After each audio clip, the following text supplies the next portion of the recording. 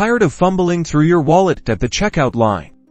Let's ditch the plastic and add your Costco card to Apple Wallet in under 90 seconds. First, open the Costco app on your iPhone. Make sure you have the latest version installed from the App Store. Once you're in the app, tap on the Membership tab, usually located at the bottom of the screen. Your digital Costco membership card will appear.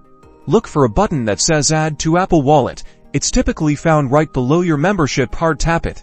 You'll be redirected to Apple Wallet. Here, you'll see a preview of how your Costco card will appear in your wallet. Now, tap the Add button in the upper right corner of the screen. Voila! Your Costco card is now successfully added to your Apple Wallet. It's also automatically added to your Apple Watch if you have one paired with your iPhone. To use your card at Costco, simply double-click the side button on your iPhone or Apple Watch to access your wallet. Select your Costco card and present the barcode or QR code to the cashier. Now you can enjoy a seamless shopping experience at Costco, all thanks to the convenience of Apple Wallet. Don't forget to like and subscribe for more helpful tips and tricks.